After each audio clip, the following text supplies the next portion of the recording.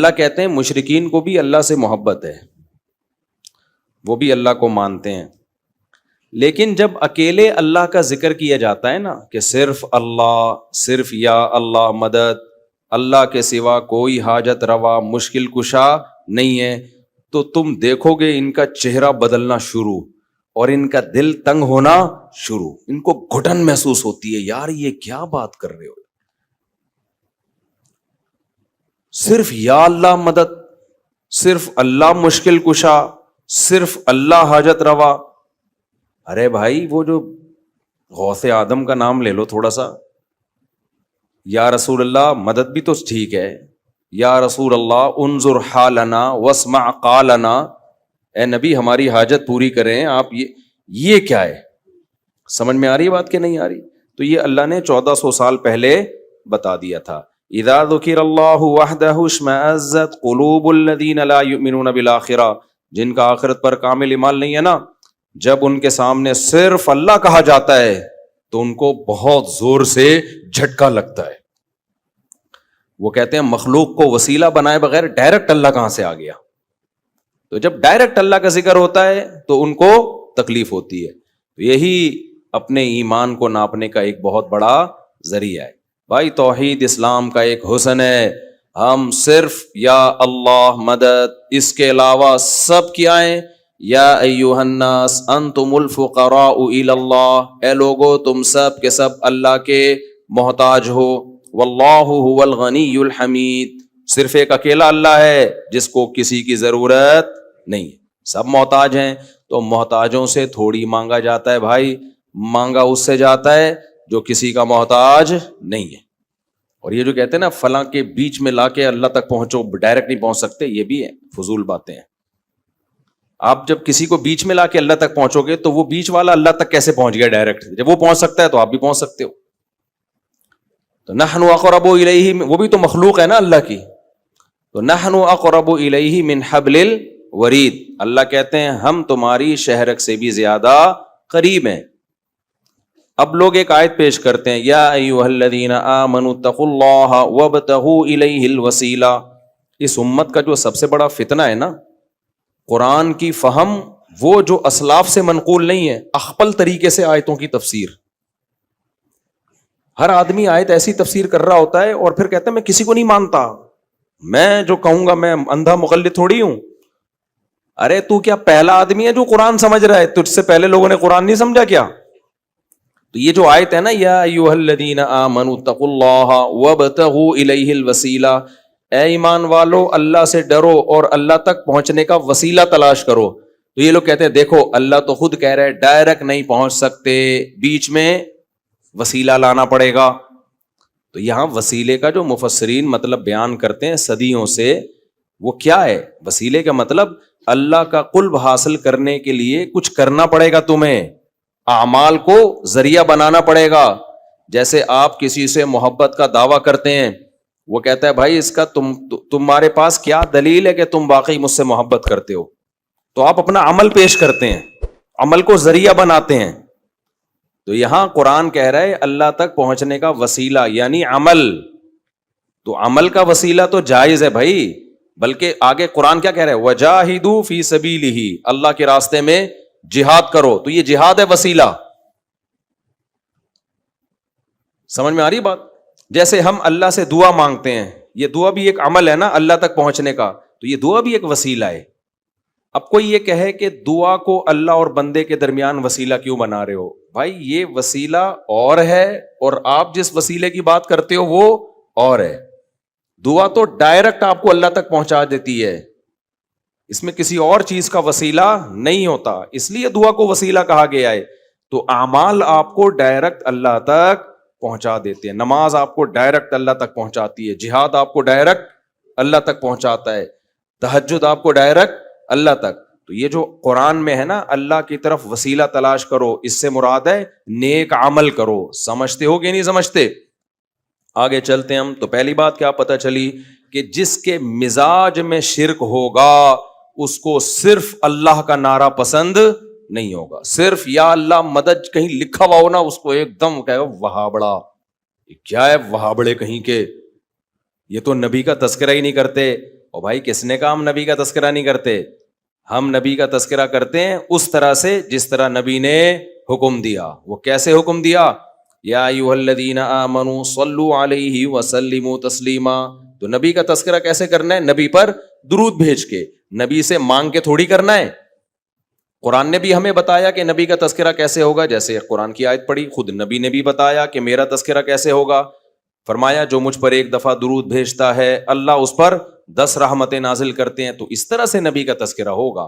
آپ جس طرح سے تذکرہ کر رہے ہیں کہ نبی کو اللہ کے ساتھ شریک کر دیں مانگنے میں، جیسے اللہ سے مانگنا ایسے نبی سے مانگنا، یہ والا تذکرہ میرے بھائی اللہ کی نظر میں قبول نہیں ہے. تو یہ آیت بہت زبردست آیت ہے. وَإِذَا ذُكِرَ اللَّهُ وَحْدَهُ اشْمَأَزَّتْ قُلُوبُ الَّذِينَ لَا يُؤْمِنُونَ بِالْآخِرَةِ. اللہ کہتے ہیں جن کا آخرت پر ایمان نہیں، اللہ کا خوف ان کے دلوں سے نکل گیا. ان کے سامنے جب اکیلے اللہ کا ذکر کیا جاتا ہے، صرف اللہ یعنی توحید کے ساتھ، تو ان کے دل میں کیا پیدا ہوتی ہے؟ تنگی.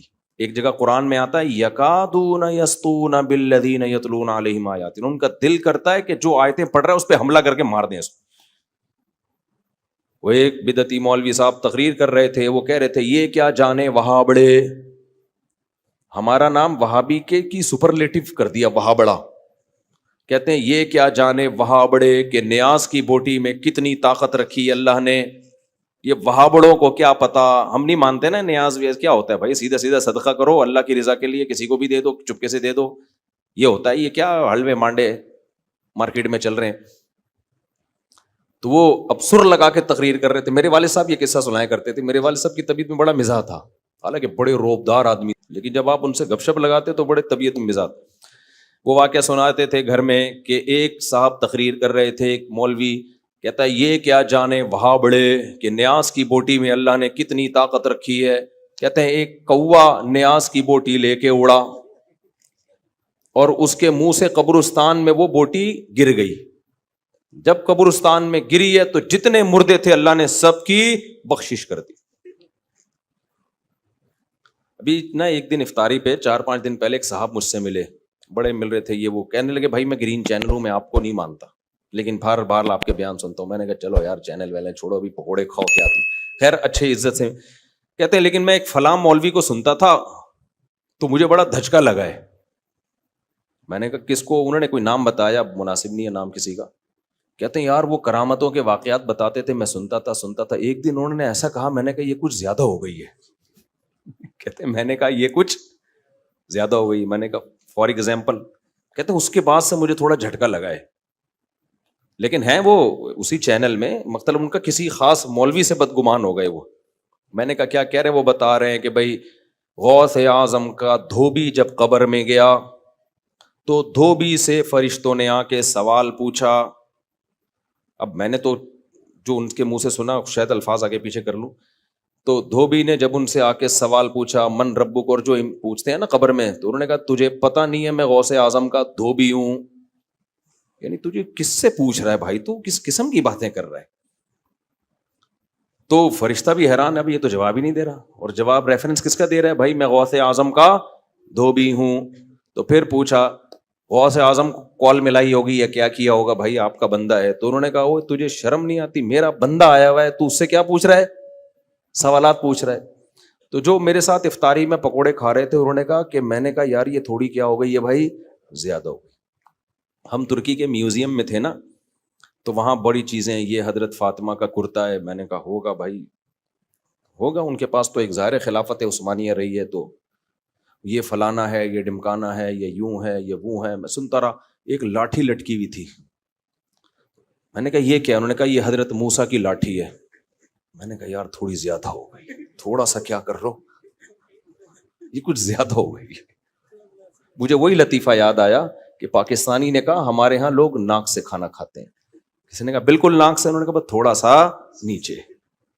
تو مجھے خیال ہوا یہ لاٹھی حضرت موسیٰ کی، تو میں نے کہا تھوڑا سا کم کر لو، کچھ اور کہہ دو، امام ابو حنیفہ کی لاٹھی ہے، امام شافعی کی لاٹھی ہے، امام بخاری کی، تو کچھ سمجھ میں آ جائے گا. یہ تھوڑا سا کیا ہو گئی زیادہ ہو. اچھا مزے کی بات اس میں یہ کہ جب مجھے تعارف کروایا گیا نا حضرت موسیٰ کی لاٹھی، میں سب چیزیں کہہ رہا تھا، اچھا ماشاء اللہ یہ فلاں کا ہے، یہ وہ فلاں کا ہے، ویل ڈن. جب انہوں نے کہا نا حضرت موسیٰ کی لاٹھی ہے تو میں نے جس اسٹائل سے کہا نا یہ تھوڑی زیادہ نہیں ہو گئی, تو وہ جو میرے ساتھ بندہ تھا نا وہ زور سے کہا لگا کے ہنسا ہے. اس کہہ رہے مجھے ہنسی آپ کے اسٹائل پہ آئی ہے کہ جو آپ نے کہا نا یہ تھوڑی زیادہ لگ رہا ہے مجھے. اچھا خیر, یہ درس نہ رہ جائے بھائی. تو یہ آج سمجھ میں آ گئی. اللہ تعالیٰ کہتے ہیں کہ جب صرف ایک اللہ کا نام لیا جاتا ہے نا, صرف وہی, تو ان کو صرف کے لفظ سے چڑ ہے, اللہ سے چڑ بولو نہیں ہے. یہ کہتے ہیں صرف اللہ نہیں ہوگا بھائی, صرف اللہ نہیں ہوگا, کسی اور کو بھی ساتھ میں ملاؤ. تو ہم تو کہتے ہیں مدد صرف کس سے مانگی جائے گی؟ اللہ سے مانگی جائے گی. دوسری بات, اللہ تعالیٰ نے انہی آیتوں میں فرمایا, آیت نمبر 42, اللہ یتوفی الانفس حین موتها والتی لم تمت فی منامها. جن لوگوں کو برزخی زندگی سمجھ میں نہیں آتی ان کو اللہ نے سمجھایا ہے ایک مثال سے.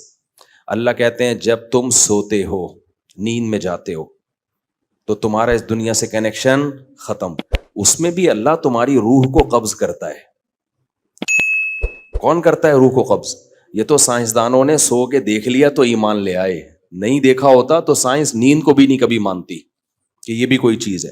ہم تو جو چیزیں دیکھ رہے ہیں ان کو ایکسپٹ کرتے چلے جا رہے ہیں. تو اب مر کے کسی نے دیکھا نہیں ہے اس لیے اس کا انکار کر دیتے ہیں. تو اللہ کہتے ہیں جیسے نیند میں تمہاری روح اللہ قبض کر لیتا ہے, تو ایسے ہی سوتے میں بھی تمہاری روح قبض ہوتی ہے. نہ نیند میں فنا ہوتے ہو نہ موت کے بعد فنا ہوتے ہو. سارا کھیل کس کا ہے؟ روح کا کھیل ہے یہ. فَيُمْسِكُ الَّتِي قَضَىٰ عَلَيْهَا الْمَوْتِ. جب نیند میں تمہاری روح اللہ کھینچ لیتا ہے تو جس کو زندہ کرنا ہوتا ہے دوبارہ روح لوٹا دیتا ہے, مڑ جاتے ہیں. جس کو موت دینی ہوتی ہے اس کی روح کو روک لیتا ہے. کتنے لوگ سوتے میں مر جاتے ہیں نا, اس کی روح کو کھینچ لیتا ہے. تو یہ روح ہے, اور روح کو سائنس ایکسپلین نہیں کر سکتی. آپ کو پتا ہے کچھ چیزوں کو ایکسپلین کیا جا ہی نہیں سکتا, وہاں انسان ہتھیار ڈال دیتا ہے. جیسے آپ دماغ کو سمجھنے کی کوشش کریں گے تو سائنسدان یہ کہتے ہیں پاسبل ہی نہیں ہے, کیونکہ دماغ کو آپ سمجھیں گے دماغ سے ہی.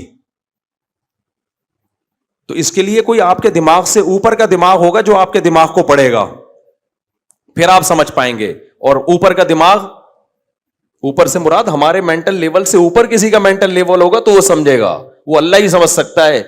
ہم تو سوچیں گے اسی دماغ سے سوچیں گے نا, اور اس دماغ کی ایک لمٹ ہے, اس سے آگے وہ دماغ بڑھ نہیں سکتا. تو یہ پاسبل ہی نہیں ہے.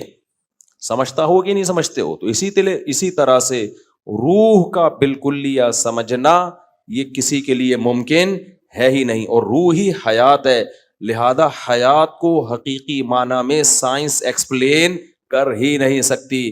اللہ نے اس کو 2 لفظوں میں ایکسپلین کر دیا کہ اللہ کی کلمہ کن کی طاقت سے جو انسان میں زندگی پیدا ہوتی ہے اس زندگی کا نام کیا ہے؟ حیات ہے.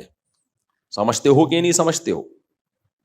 اسی سے یہ بھی پتا چل گیا کہ جناب پھر وہی اختلافی مسئلے آ جاتے ہیں, ہم آ گئے تو ایک جلدی انہوں نے نمٹانے دو نا, یہ بھی اجماعی مسئلہ ہے نا حضرت عیسیٰ کی حیات.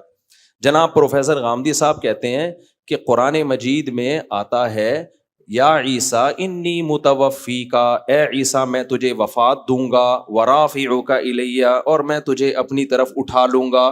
تو غامدی صاحب کہتے ہیں دیکھو وفات دوں گا کا مطلب تو موت دینا ہوتا ہے, اس کا مطلب اللہ نے عیسیٰ کو موت دی ہے. اس آیت سے پتہ چل رہا ہے کہ وفات کا اصل مطلب عربی میں موت نہیں ہوتا. موت کے معنی میں یہ لفظ استعمال ہوا تو ہے لیکن اس کا اصل مقصد موت نہیں ہے. اگر موت ہوتا تو دیکھو اللہ یتوفی الانفس, اللہ روحوں کو کھینچ لیتا ہے حین موتہا, ان نفس کی موت کے وقت. اب یتوفا کا معنی اگر موت دینا ہوتا تو کیا مطلب اللہ روحوں کو موت دے دیتا ہے انسان کی موت کے وقت, یہ مطلب ہوتا؟ اللہ تو کہہ رہے ہیں جب تمہاری موت کا وقت آتا ہے میں روح کو یتوفا وصول کر لیتا ہوں. یہاں موت ترجمہ کسی بھی صورت میں ہوتا ہی بن ہی نہیں سکتا. دیکھو توفا کا لفظ نکلا ہے وفا سے, اردو میں وفا کسے کہتے ہیں؟ پورا چکا دینا, اسی کو کہتے ہیں نا وفا. یہ جو خشک موضوعات ہوتے ہیں میں ترنم سے اس لیے پڑھتا ہوں تاکہ سمجھ میں آ جائیں, آرام سے, پیچیدگی میں نہ جائیں. کہتے ہیں نا فلاں نے وفا کی ہے میرے ساتھ, کیا مطلب میں نے قربانی دی تھی, اس نے اس قربانی کا پورا بدلہ چکایا. وفا پورا کسی کو کوئی چیز دے دینا, اور توفا باب تفعل میں پورا وصول کر لینا. تو توفا کا اصل معنی عربی میں وصول کرنا ہے، موت دینا نہیں ہے. اگر باڈی روح کے ساتھ وصول کر لی تو اس کا مطلب کیا ہے؟ پورا جسم وصول کر لیا.